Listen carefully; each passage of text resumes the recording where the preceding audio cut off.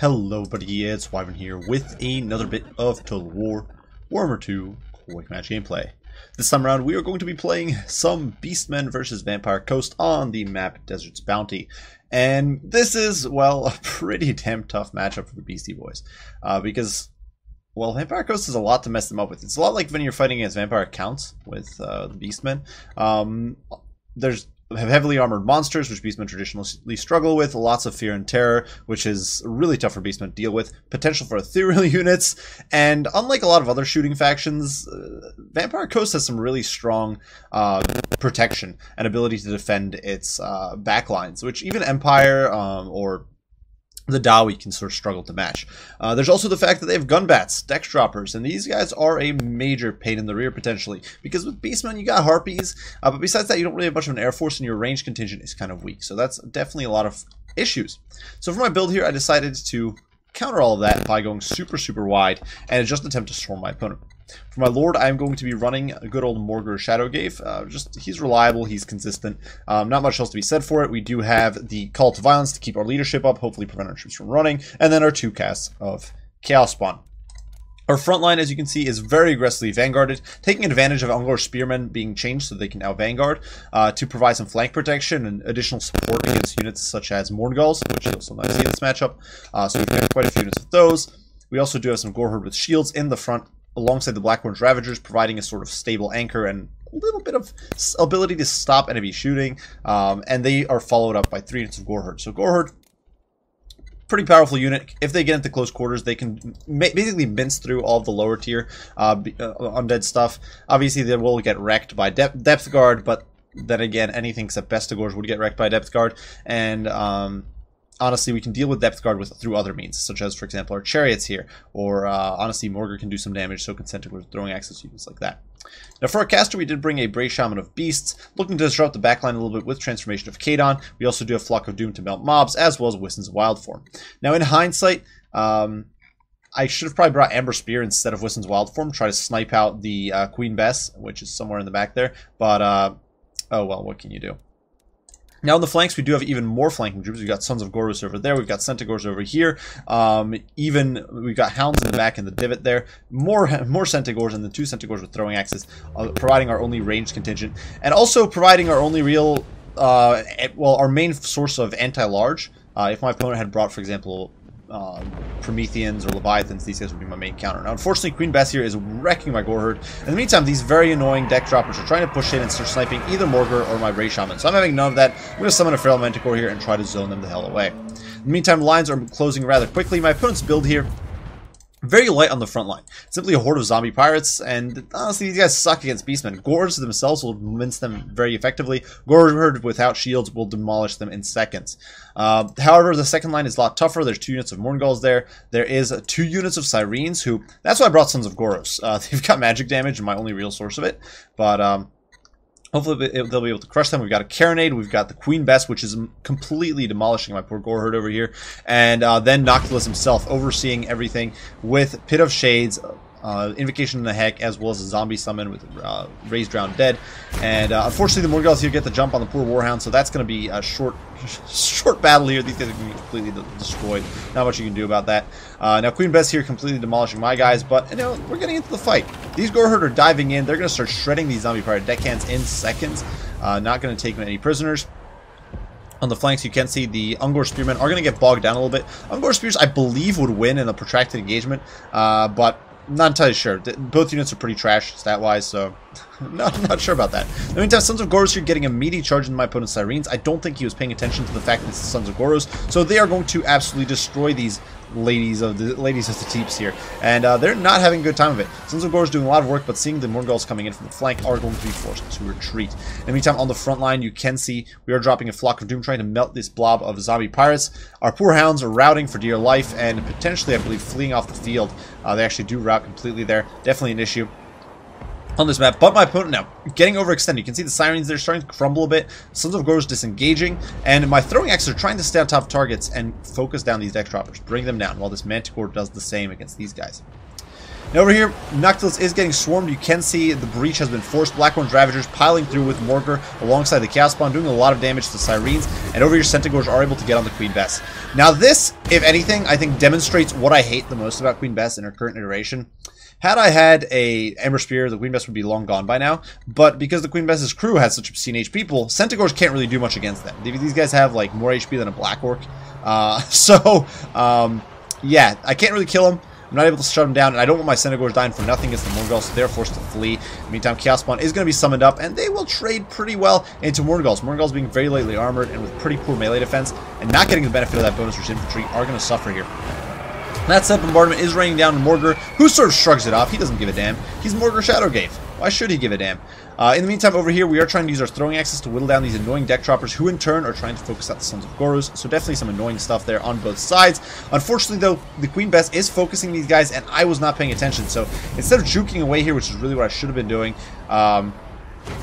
I don't do so, and so they're just going to take quite a pounding, and they're taking some major losses in leadership buckling. In the meantime, we are sort of swarming over the zombies. You can see the Sons of Goros annihilated the Sirens, so things are going very nicely. Now over here, in the meantime, you can see Pit of Jades going down, and Manticore swooping from on high, trying to get rid of the Queen Bess, and Centaurs are piling in here against the Morgulls. Centaurs are actually pretty good against Morgulls. Like, sure, Morgulls waste their AP, they don't get the bonus for infantry, they're very lightly armored, so Centaurs with their high charge bonus can do some work. That guy's just jabbing down into the dirt, I guess. I don't even know what he's trying to jab there. But we are sort of swarming my opponent's army, and doing some good work. In the meantime, over here, Pit of Shades, sending Beastmen flying, sucking them into the abyss. Such a gorgeous spell. You used to see it all the time back in Warhammer 1, but it's a much more rarer spell now. But my Ray Shaman is in here as well, providing his support, trying to get use out of his abilities. The Centaurs over here shutting down the deck droppers. I actually thought they were deck droppers with handguns, otherwise I could have probably ignored them. Unfortunately, the Queen Bess, although she is finally getting shut down here, is still able to fire a few shots. A little bit ridiculous just how difficult she is to shut down.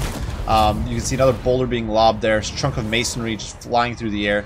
And I guess is that I think that's actually a keg of bound together munitions, but unfortunately these deck droppers are not really going to be removable. But we are starting to swarm all over Noctilus now. You can see a Feral Manticore diving off in, starting to whittle him down. And these poor Morgulls are finally going down. You can see they're getting overwhelmed from all sides. One unit is completely annihilated. The other unit is soon to go in their stead. The Queen Bess not able to hold out. And things are definitely sort of coming to an end here. Over here, the pole arms surprisingly holding against everything. Ungor Spears, Black Orange Ravagers, normal Gores, just everything going at these guys. And still struggling. These guys are up to 91 kills. They would have probably won against the Ungor Spears, which is kind of pathetic. Definitely shows how bad Ungor Spears are stat-wise. I think the cost nerf with the Vanguard was actually uncalled for, but definitely some weird stuff. Morgar, though, getting in here on Count Noctilus.